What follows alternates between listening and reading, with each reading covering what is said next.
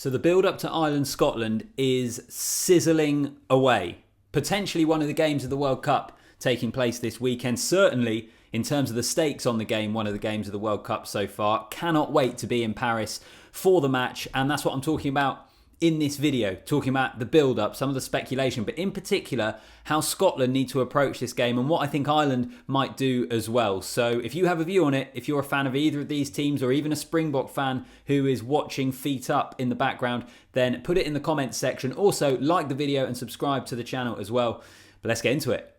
First up, I'm just going to say, I'm going to come out with it, the speculation, the narrative around the suggestion that Ireland and Scotland could potentially collude to make sure the Springboks don't get through, I think is utterly ridiculous. I think most people probably think that as well, but it's one of those things that gets mentioned, starts snowballing, domino effect, and then the coaches get asked about it, etc., etc. But there is no way that that would happen, in my opinion. I think I'm probably in the majority there. I think most people would look at it and say that's utterly ridiculous, but maybe not. And again, you can let me know in the comment section, but come on, that's not going to happen. These are going to be two teams going full-blooded at it Saturday night in the Stade de France.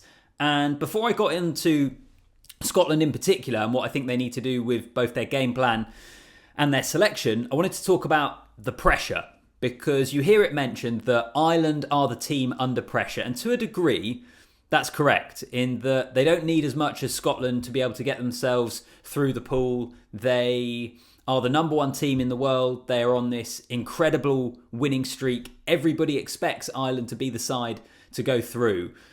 But I do also think there's pressure on Scotland. I think the idea that this is a pressure-free game, or a bit of a, not quite a free hit for Scotland, but the pressure is completely off, I personally think is wide of the mark for a few different reasons, really. Number one, I think you look at this Scotland team, and obviously Stuart Hogg has just retired anyway, but there are a number of guys that you look at and you wonder whether, when it comes to the next World Cup, they'll still be in their peak. This is almost a bit of a golden generation, I think, for this Scottish side. And they are unfortunate that they are playing at a time when they've been put in a pool with South Africa and Ireland. Because if you put Scotland in Pool C or Pool D, they're coming out on top of those pools. It's the lopsided nature of the draw. But because of that, I do think for this specific Scotland team, there is still pressure on them. Because I don't know what they're going to look like 4 years down the line. And I also think there's pressure on Scotland because they're a side that have always been the nearly men, I feel. As great a job as Gregor Townsend has done, as brilliant as some of the performances that this team have come out with, the performances of Finn Russell and Hugh Jones, and in fact all those guys, led by Jamie Ritchie as captain, they've been sensational at a number of points throughout their careers so far.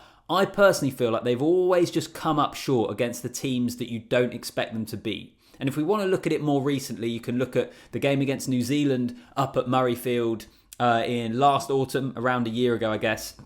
You look at that game, which Scotland would look back on and saying, what a glorious chance that was to beat the All Blacks, and it went slipping. You look at the Six Nations, and in fact, specifically the build-up to this game, with Scotland referencing back to the match they played against Ireland, and you often hear we had opportunities in the game and we let them slip, and that's almost been the narrative of this Scotland team a little bit. I know they've had some notable scalps as well, and I'll mention this actually later in the video, with them getting over the Twickenham Hoodoo, winning there for the first time, massively have the upper hand on England in the Calcutta Cup over the last few years.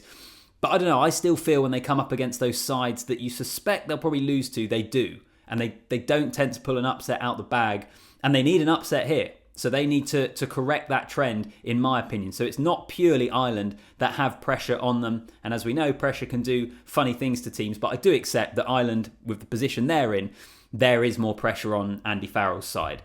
Let me get into the game then. Talking about Scotland, first of all, there has been discussion about their selection. What sort of game are we going to see? Would they be better naming, for example, Darcy Graham on the bench so that maybe when the game gets a bit more stretched and players are a bit more tired later on, he can come on 60 minutes and use all his incredible agility, pace, skill to beat players and capitalise on that, which I completely disagree with. And I've heard a few different people say this, but from a Scotland point of view, they have to go full strength. And also the team that is best placed, I think, to turn this game into chaos.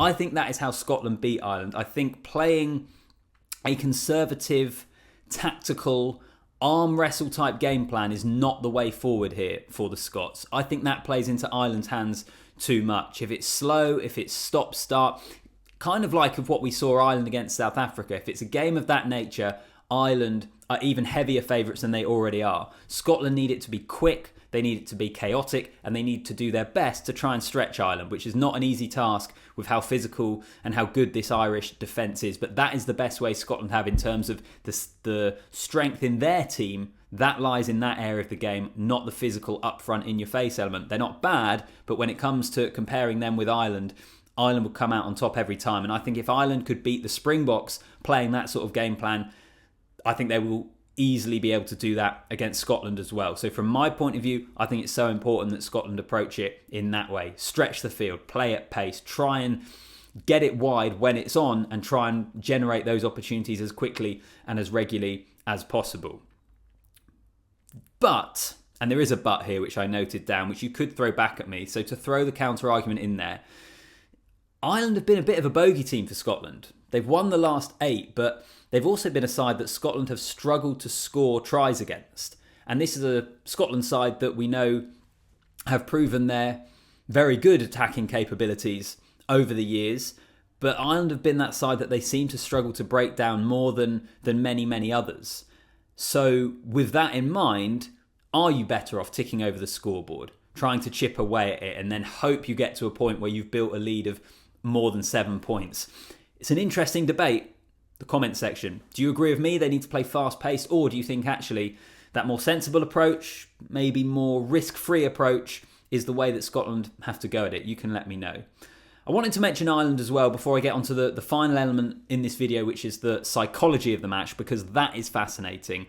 Ireland, I think, also go full strength. They've had a week's rest. We have spoken about that the fixture list for them, whilst they've been in an utterly brutal pool, actually the fixture list for them is probably as kind as it could be, having played the Springboks, having a rest week, and now they play Scotland as well. So I expect Ireland to go full strength. They won't be underestimating this challenge whatsoever. And also, actually, you look at this Ireland team and they are a very methodical, kind of sensible team. And I mean that in a really positive, it's meant as a compliment, in that they don't get too high, they don't get too low, they don't look too far ahead, they focus what is in front of them. So I don't think there's any danger of them having a half an eye on a quarter-final or looking past this Scotland team. They will be ready for it and they will go full strength for the game. Let me get onto that psychological aspect though, because it's one of the most interesting things when you get to this stage of the tournament, on how a team like Scotland approaches this game when they know they have to win by a certain margin to be able to get themselves through. And what does that do to them